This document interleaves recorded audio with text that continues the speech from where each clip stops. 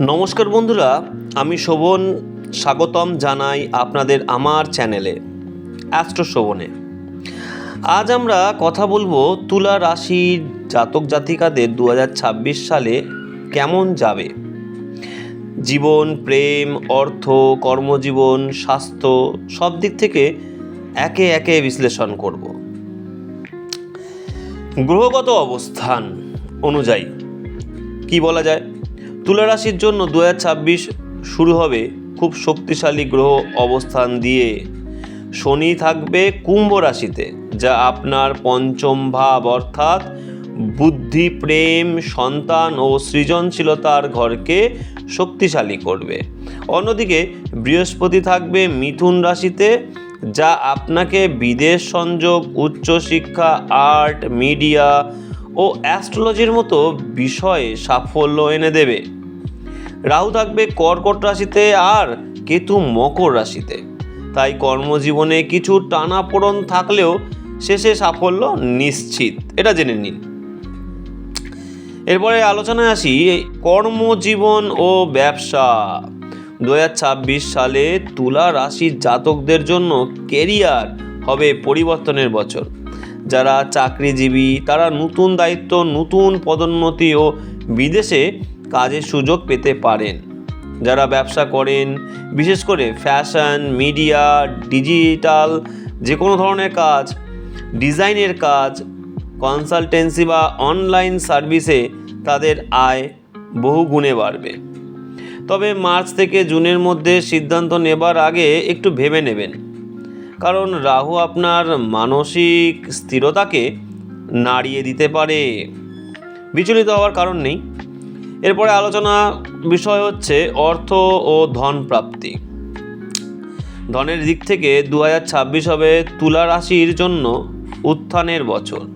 বৃহস্পতির আশীর্বাদে হঠাৎ ধন লাভ, পুরনো দেনা থেকে মুক্তি, এমনকি পিতার সম্পত্তি বা ইনভেস্টমেন্ট থেকে লাভের সম্ভাবনা রয়েছে।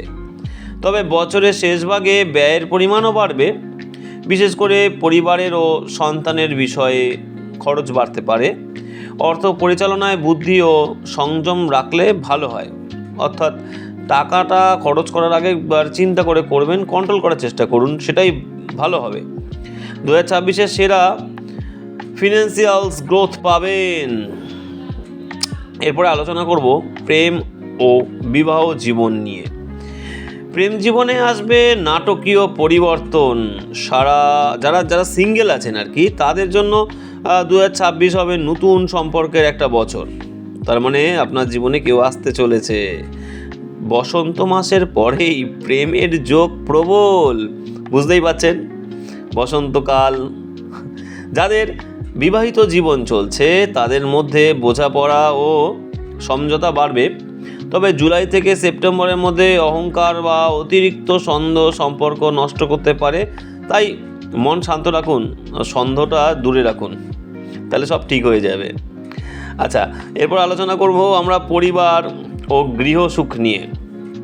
পরিবারের শান্তি ধীরে ধীরে ফিরবে, পুরনো ঝগড়া বা ভুল বোঝাবুঝি শেষ হবে। গৃহ নির্মাণ বা নতুন বাড়ি কেনার যোগ দেখা যাচ্ছে, বিশেষ করে অক্টোবর মাসের দিকে। পিতামাতার আশীর্বাদে বড় কোনো সাফল্য আসতে পারে আপনার, সুতরাং পিতামাতার সেবা অবশ্যই করবেন। নেক্সট আলোচনা করব স্বাস্থ্য ও মানসিক অবস্থা নিয়ে।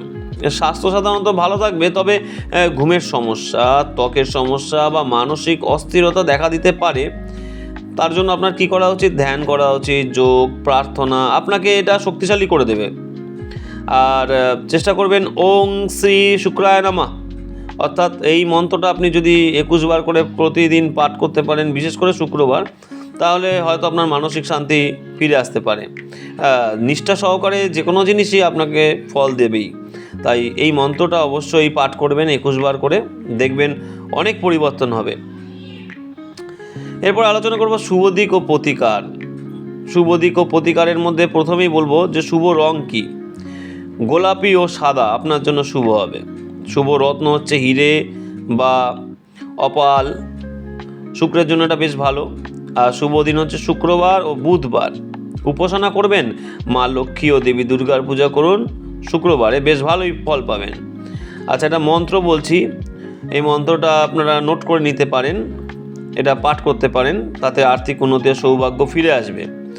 ওং দ্রাং দ্রিং দ্রৌং সহ শুক্রায় নমঃ, এই মন্ত্রটা জাপ করতে পারেন, ভালো প্রভাব পাবেন আপনি এই মন্ত্রের। আচ্ছা, এরপরে আলোচনা করব সার্বিক ভবিষ্যৎ নিয়ে। মোটের ওপর 2026 হবে তুলা রাশির জীবনের নতুন অধ্যায় শুরু হওয়ার বছর, যেখানে প্রেম, ধন, সাফল্য সবই আসবে এক একে।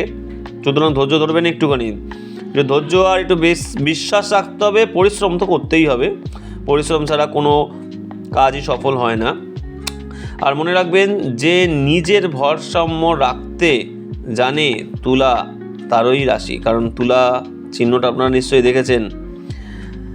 এরপরে যা বলবো বন্ধুরা, যদি ভিডিওটা আপনাদের খুব ভালো লেগে থাকে তাহলে লাইক করবেন, সাবস্ক্রাইব করবেন, শেয়ার কিন্তু অবশ্যই করবেন আপনাদের নিজেদের চ্যানেল অ্যাস্ট্রো শোভনকে।